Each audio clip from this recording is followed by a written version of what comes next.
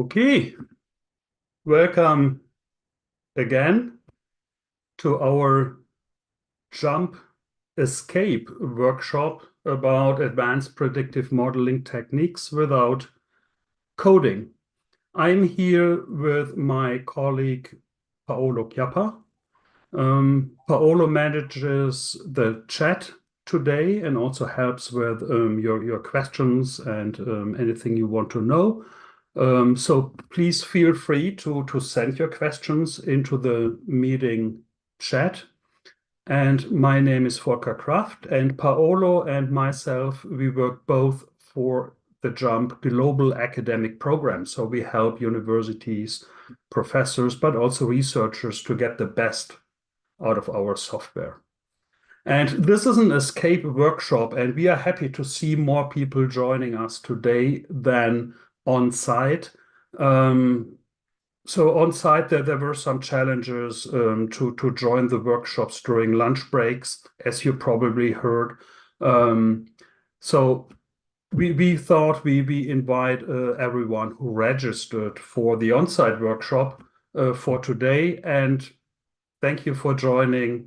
We are really glad that you could make it today. And what I want to do today is to provide a short introduction to JUMP, then show you some advanced predictive modeling applications and techniques in JUMP Pro. So that will be a live demo.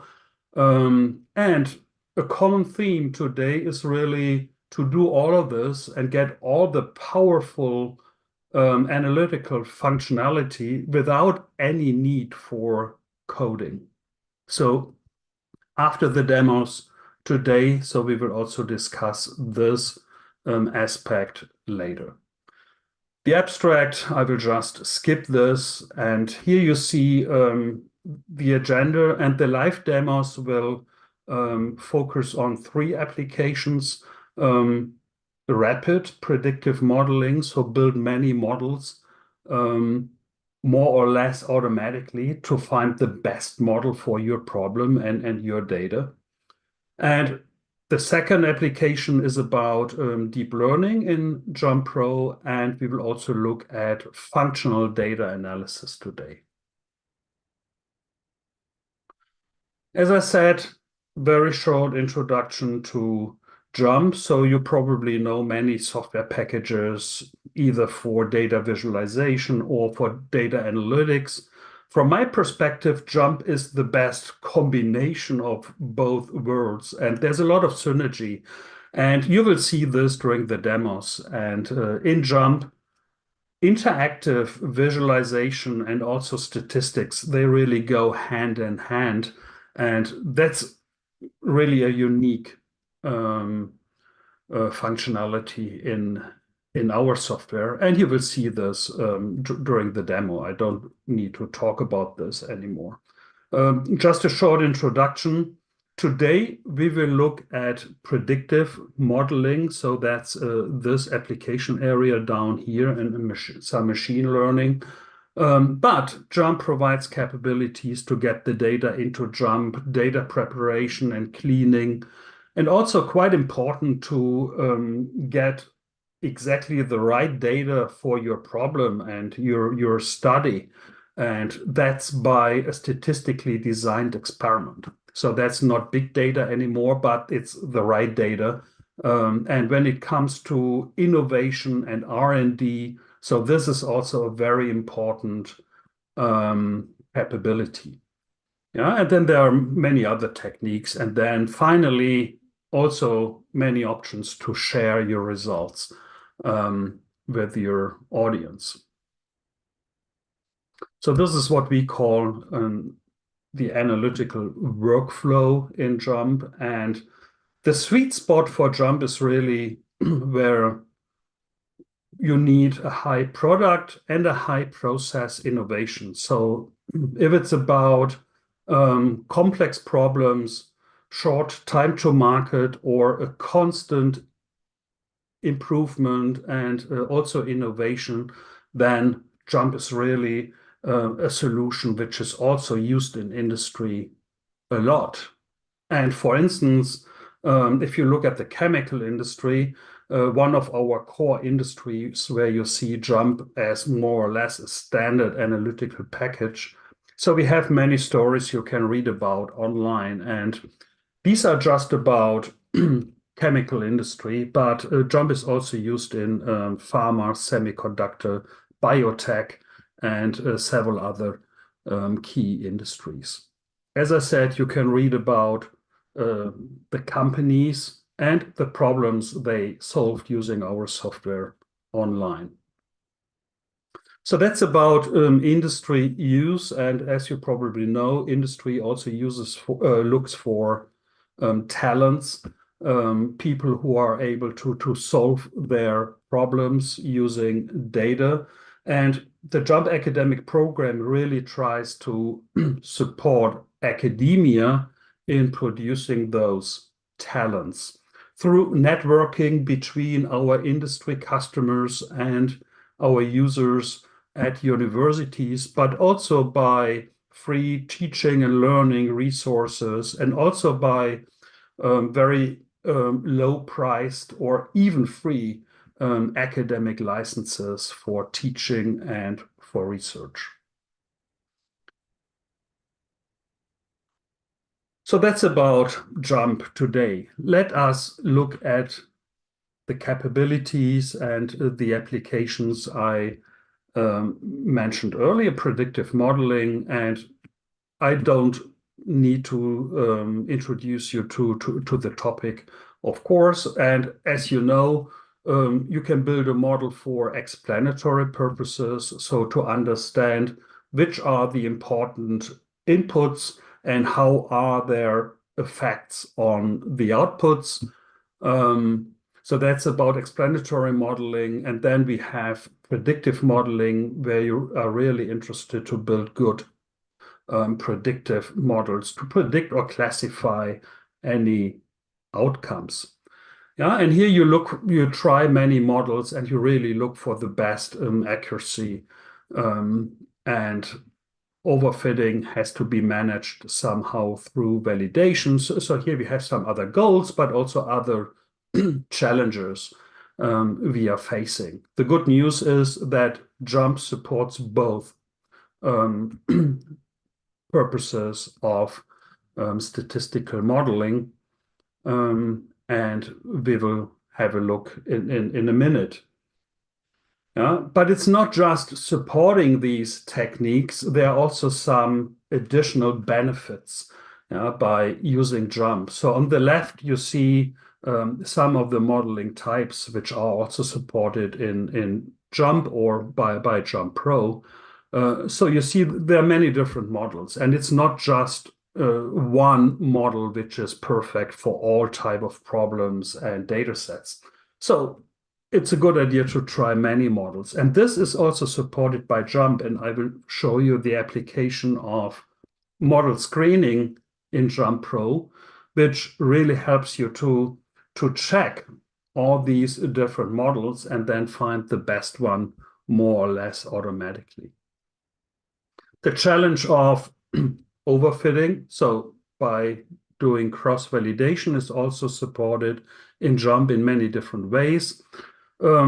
Basically splitting the data into training, validation, and test data. And then you look at the validation data to really measure your model. But there are also other techniques like k-fold, holdout, and others to tackle that problem. And finally, using any model in JUMP, you get to an interactive visualization of your model, which we call the prediction profiler. And this is where everything happens. So that's for the understanding of a model, so what's going on, but also to ask questions and to do optimization or tolerance analysis, quality by design. You can get Shapley values. That's all built into this profiler in JUMP, and basically you look at traces between your output or outputs and your inputs, and then you can see that spray rate, for instance, has a high impact on dissolution, yeah, and the higher the spray rate, the lower the dissolution. It's a linear relationship, and so on. Yeah, so the profiler, that's really what many of our users call the coolest thing in Jump, because this is where you can really see what's going on. So let us have a shorter demonstration of predictive modeling techniques and model screening. And I switch to another screen where we have Jump up and running on a MacBook in my case, but Jump also comes for Windows computers and server installations. So this is the first example here.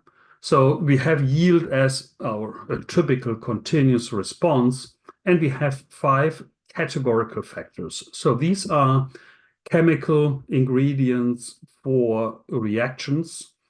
Yeah, and we can come up with many, many possible recipes using these 5 ingredients. Yeah, and with all the choices we have, we can get 4,608 possible recipes or combinations of input settings. And what we got is a subset of these recipes with just 150 of them. Yeah, and that's the data set I already opened, and it's the data set we have here. So here we have 150 rows, and these are the recipes. So they have numbers, but we have these 5 factors at different levels.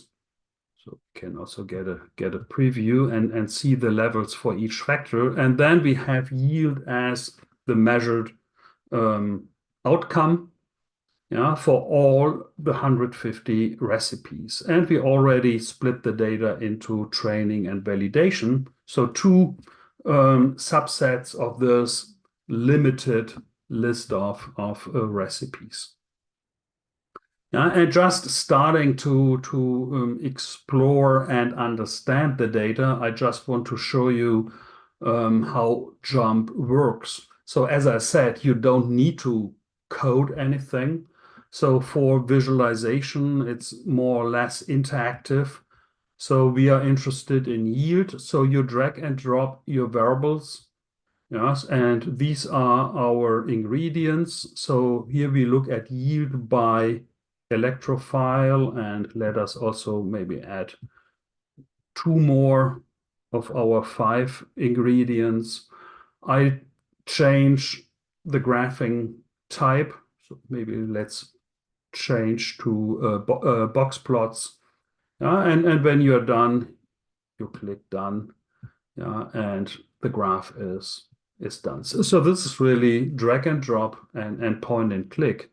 And for statistical analyses, so we can, for instance, look at univariate distributions. So for our response variable and the 5 predictors, so I put them into roles. They should play in this analysis, and then I start the analysis. And now we look at the distributions for yield and our 5 categorical factors. And what we see is that yield is continuous. So we see a histogram and a box plot.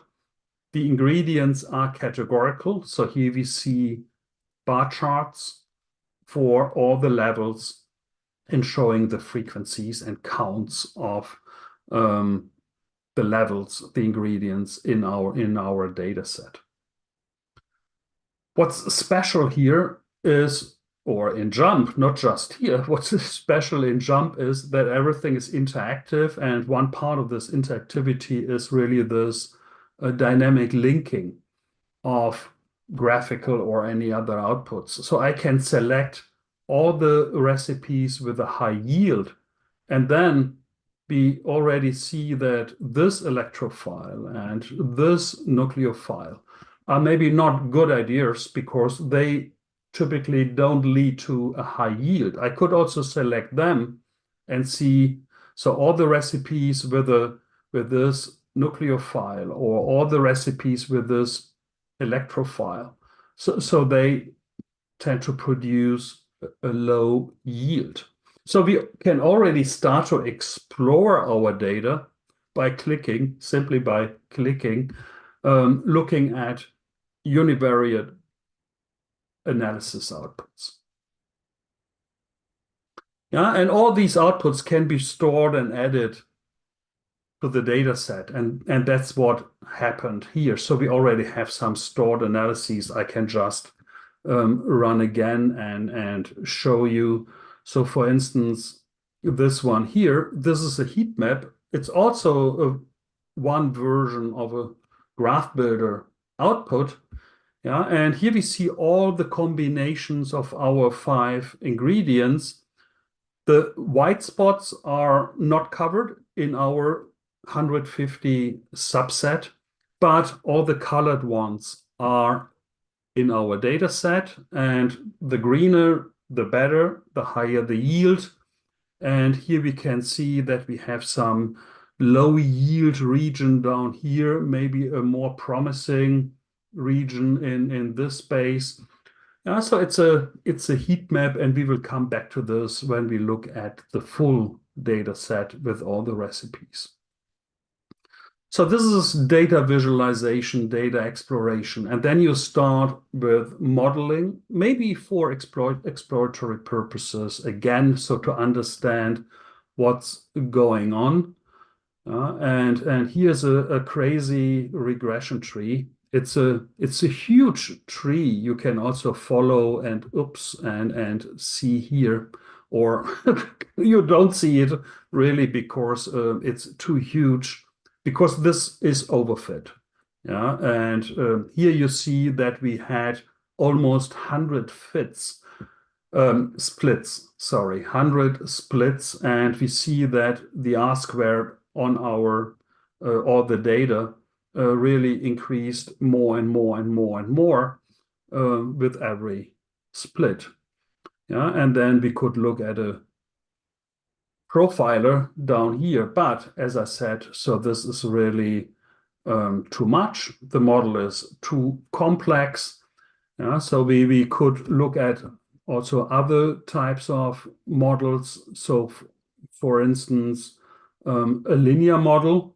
Yeah, but if you use everything, so all the ingredients all together, so you get also a warning, singularity details. So the model didn't converge, and we don't have enough data for that. So with some simplified multiple regression modeling like this, so here we only have 3 ingredients and 1 combination and interaction in this model. Yeah, and this could be fit. Yeah, and we have this prediction profiler. Yeah, and we can explore all the settings, all the recipes just by selecting the levels on our ingredients, and then we see the predicted average yield with a confidence interval, 95% confidence interval for the prediction, the average yield. Yeah, so this is a simplified linear model. How to know which ones are the important ones? Yeah, you can use stepwise regression. You can also do a predictor screening, and then you get a ranking, and then maybe you pick the top 3 of your predictors, and you skip the 2 others for model. Many ways for feature selection. Yeah, and then you start with predictive modeling. So this is the time to think about overfitting and how to protect against it. And here we have a validated regression tree. So using our splitted data into training and validation. Yeah, and if you look at the training data, so the R square goes up and up. And when we look at the red curve, the validation data, at some point, the R-square goes down on the validation data again. And then we choose this model complexity. For this model, it's the number of splits. 15 splits, that's the best model we can build according to the R-square on the validation data.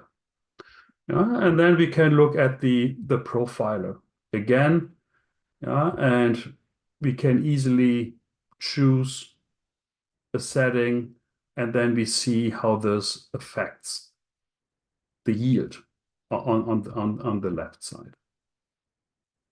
So that's a validated tree-based model. It's just a regression tree. Regression because the outcome is continuous. It's no classification. It's just a regression tree. And with this, we can also look at the profiler, but maybe you think, we have many other models, not just linear models like fit model and tree-based models like partition, but there are also neural networks and many other ways to build models. So should we check all of them manually? No, you don't need to, because there's a model screening functionality, and this can be used to, where is it? This one here, that's the output. So if I run the model screening, it takes just a few seconds to check all these models here. And if you choose it from the menu, if you start the model screening, this is how it looks like. You just specify your problem, plus validation, the split, and then you pick all the models you want to test. And then you get a ranking, a comparison for all these models. And according to R-square, on the validation data, that's important, the neural boosted model is the winner. So maybe let's also have a look at the neural network. And then you can also compare all the models by looking at a profiler. And here we have 3 profilers, one for each model. So the neural network is not added yet, but it could be also added as a 4th model for that. And then if you think, yeah, let's take this, you can also export the scoring code as Python or C code or any scoring language, but you can also move it over to the full data set. And the full data set is this one here. So it's basically the same structure, but we have the full data. 4,608, all the combinations of our recipes. And here we could start again to explore the data, like this, using a heat map. But here we look at the different models. So these are the actual yield measurements. But this is the regression tree, the overfitted version.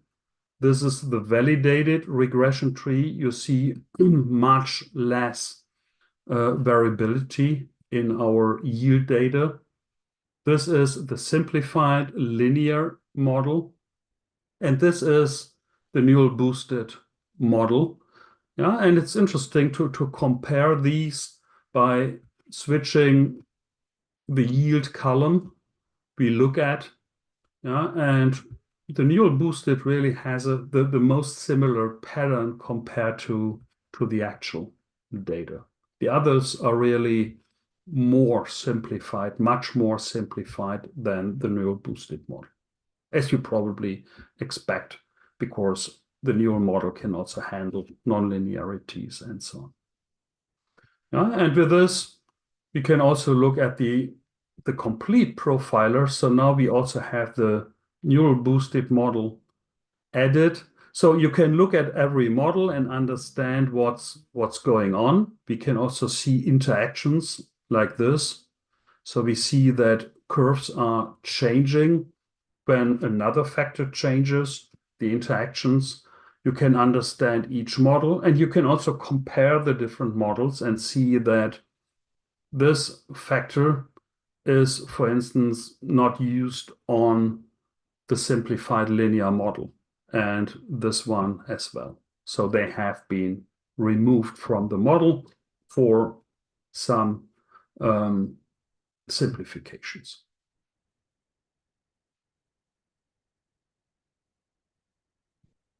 Okay. So back to our slides. So let's have a look at some other more advanced modeling techniques. Yeah, and we just launched a new version of Jump, which is version 18. And in Jump Pro, that's the professional version of Jump, which has some more power, especially for predictive modeling and more sophisticated statistics like mixed models and so on. But Jump Pro is also included in an academic site license. So if you get a license for teaching or research at your university, you also get access to Jump Pro. And Jump Pro 18 comes with a much closer Jump Python integration. Jump was always, not really always, but for many years already integrated with Python and R and other packages. But in 18, there's an even closer integration, and that means that Jump comes with Python embedded, and Jump and Python share the same memory, so you don't need to send data back and forth between Jump and Python in this case. Yeah, so there's also a Jump package with all the functions you need. For Python, there's also a Python editor in Jump with all the functions you need if you want to do Jump scripting and access Python. So everything is supported and made really easy. And with this important step, you also get the option to get access to the PyTorch library, which is the Torch functionality for deep learning in Python. And you can use it again with no code required. So you don't need to code in Python nor in Jump scripting, because you get a graphical front end to that Torch library by installing an add-in. You can get an add-in for free in our user community. Here's the link, by the way, the QR code. And you can download this. You just double-click and it will be added to your Jump installation. And then using this add-in, you get access to the PyTorch add-in.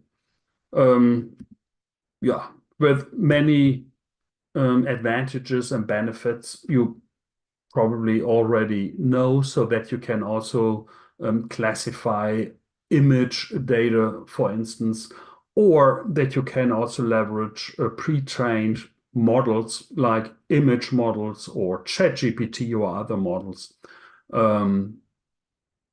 using the Torch library. So here's the workflow. You probably know. What's maybe interesting is that at the end, you could also do some experimentation using Jump and even fine-tune your model. And in Jump, you can also save and reload models quite easily. Everything without coding. And these are the benefits. So basically, deeper neural networks, more layers, more options for activation functions, and the pre-trained models. And the last point, pre-trained models and everything. So this really allows you to also use other unstructured data for modeling, which could not be used in the past using Jump. So now you can also use image data or spectral images um, Y data, and so on, using this add-in. And on the left, you see some snippets from Python and doing this directly in Python. You probably know this, how this looks, but it's not needed anymore. So this is all encapsulated and more or less hidden, but you get all the important settings and options, including advanced options you can set here. And then you go and build the model, and then you get also the benefits of JUMP by looking, exploring the results, and sharing the results in a very visual, engaging, and easy to understand manner. So here's an example, a JUMP data set on the left. One column has images. So here we have potato leaves. And the question is there any blight on these plants or not? And the plants were already classified into early blight, late blight, and no blight or healthy. And we also have some folds, 3 folds in this case for cross-validation. And here we see how to start this. So the settings, the predictor is actually a picture. So that's what we use. And the response is the classification of blight. And then you see that the model chosen, so you get access to many of the models which are provided by the Torch package. And some basic settings like a number of epochs and learning rate, and then some, or not some, many more advanced settings. And then you build the model from here.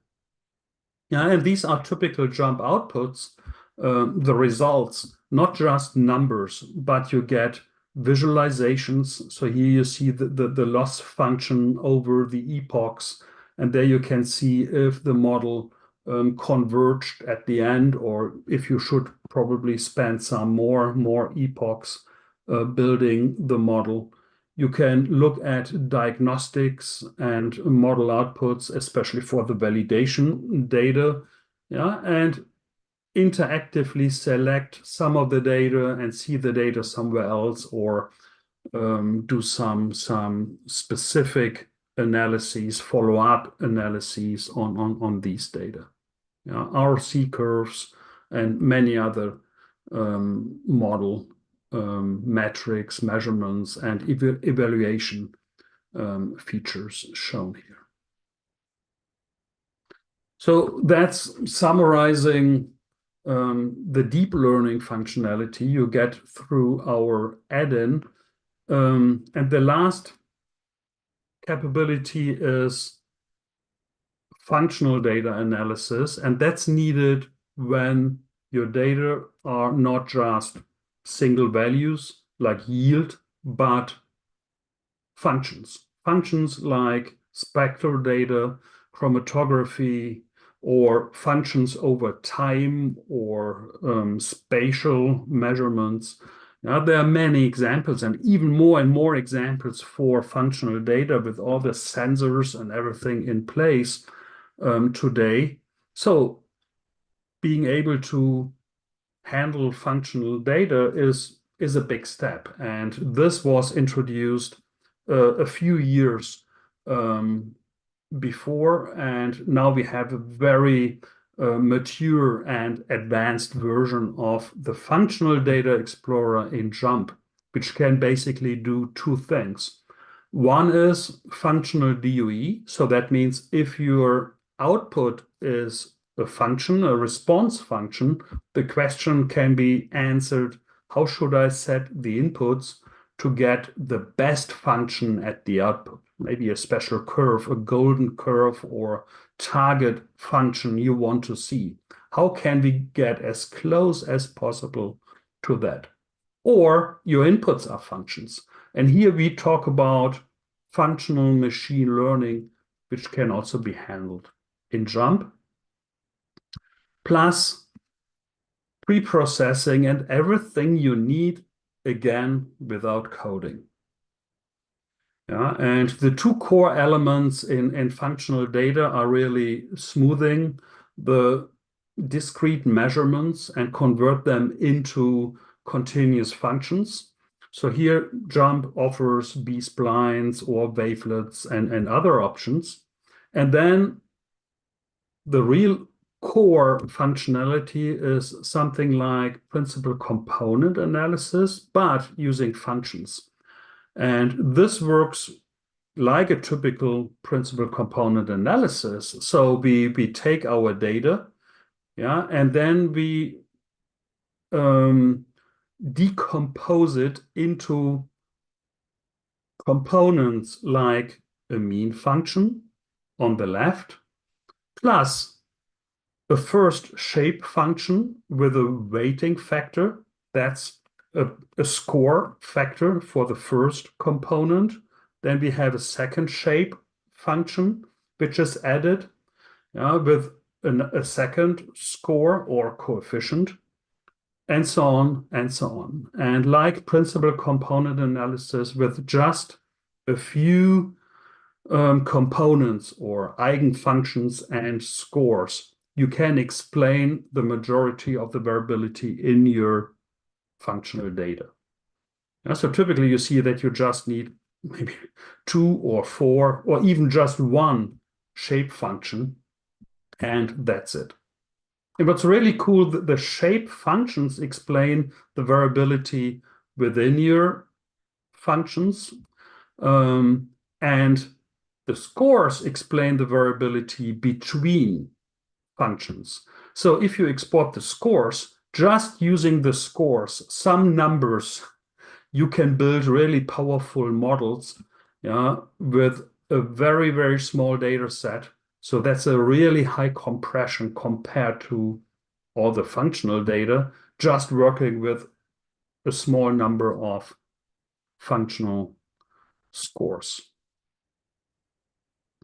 Yeah, so the platform for functional data analysis comes with many data pre-processing options like Savitsky-Golay filter for smoothing and many others. You can upload a target function, so that's the yellow one, a function over time we want to optimize. It's not the target yet, but this is the function you get for the settings for these beats and strengths and flow and temperature. So this is the time function to expect. And then you can optimize automatically to find the best settings. Or automatic peak detection, that's another feature in the same platform. So let us have a short look at this functionality, and everything comes without the need for coding. So here we look at the NMR data, and that's the data set. And let me also get access to some outputs. So this is the data set. We have NMR data, and this is from a mixture experiment.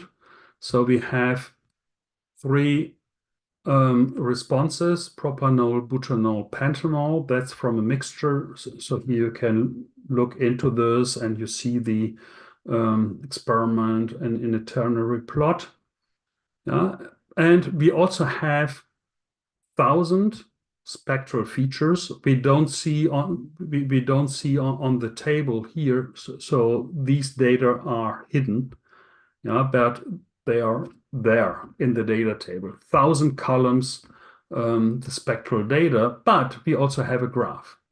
So that's an image for each spectrum, and we could also use this to solve our problem, and that's how to predict the 3 outputs based on the input data. And the first approach is to use all the spectral features, the 1,000 columns for prediction. And this is this result here. So by running the torch add-in, so here I have the under add-ins, torch deep learning add-in, and then go. And here we already have the results. So we see that we have these responses here. So these are the three responses. We have 1,000 predictors or features, and we also did some validation. We could also look at the advanced options, but that's maybe not necessary here. And here we see the validation R-square for our three responses. And as I said, all the outputs visual and also interactive and with the key metrics and evaluation information for each model. So this is really a wide mixed model using all the 1,000 features, standard spectral data, but wide. And that was the reason to use the torch add-in in this case. What if we use the graphs? Instead of the 1,000 features, we just use one column, the images, the graph column. And this is another output, this one here. So now we see that we are using an image model, ResNet 34, 200 epochs, and these are the advanced options. So for instance, the image resolution has been changed. And then we see the outputs again. So we see the validation R-square, not too bad, just with one column, the images. We see the loss functions, the training history. So the models really converged very well. And then we have the output. So the interactive output, and we can look at all the data points and the diagnostics and really understand every model. So these are results really cool for just images and just one column using the torch add-in. There's a third option, and this using functional data to build the model. And here is the functional data explorer. So you see the data pre-processing section here. Here with all our functions. And a Savitsky-Golay filter was applied, and so you can also do some time alignment and filtering, many other pre-processing steps, which can also be undone. Everything without coding, again, quite easily. And this is the decomposition of our data into a mean function. And these are the shape functions, the first one, the second one. And then the question is, how many of them do you want to take? Do you really need? So you can also look at the variability explained, and then you see for 98% of the variability, we just need 4 shape functions. And then you can use a model to map the scores, the functional, the principal component scores back to our data, so which are the propanol, butanol, and pentanol again. And this is the profiler. So we have the output, the spectrum on the left, and then we can change each variable here, and then we see how this affects the spectrum in the yellow frame on the left. And so everything is very visual, very interactive, and easy to see what's going on. So that's functional data analysis, just the tip of the iceberg, a really powerful capability in JUMP Pro.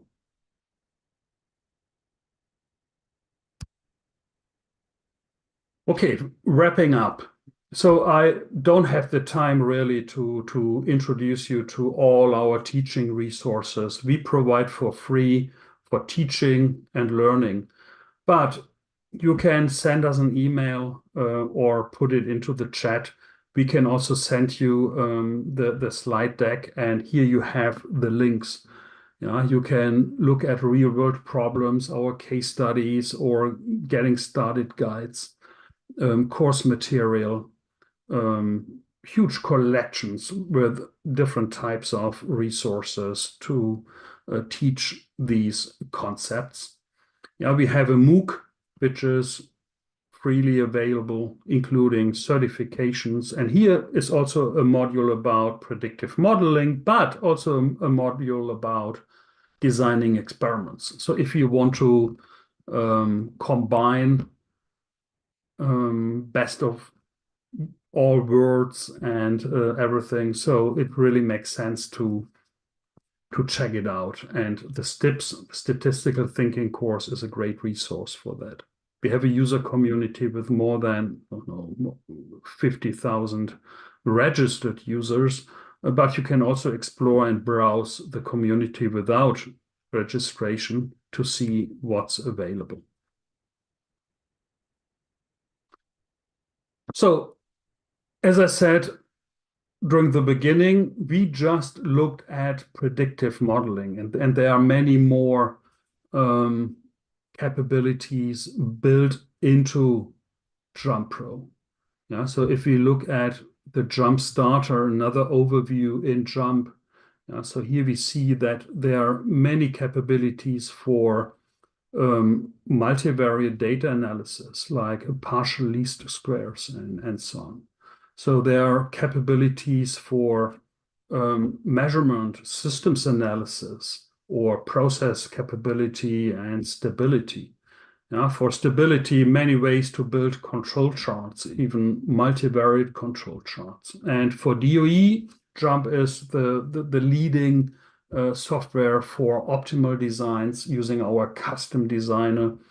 Another very powerful and interesting capability for a scientist, chemist, engineer, which is also available. So everything in one package. Again, most of the functionality can be used without coding, so quite easily and efficiently. And this could be discussed in detail. We only have a few minutes left. So I would like to invite you to think about it. What does it mean to have all these powerful capabilities available without the need to worry about do I need a curly bracket or not, and syntax and coding and compatibility and so on. Everything just works easily without coding. And this allows you or your students or researchers to really focus on statistical thinking. So you will save a lot of time. That's maybe the benefit number one. So it's a huge time saver. It does not mean that you don't code at all, but maybe model prototyping or data cleaning, data exploration, presenting results in an engaging way. There are so many use cases where a no-code package is a really beneficial or advantage solution. So time saving, statistical thinking, that's what what's most important here. And ease of use also allows many more experts, practitioners, or students who don't know a specific programming language to use these analytics and the features without learning the language. So there's code in many places, even in Jump. And here are some examples. So if you export the scoring code from a model, you typically pick a scoring language. So Python, R integration, or the Jump scripting language for automation and customization purposes.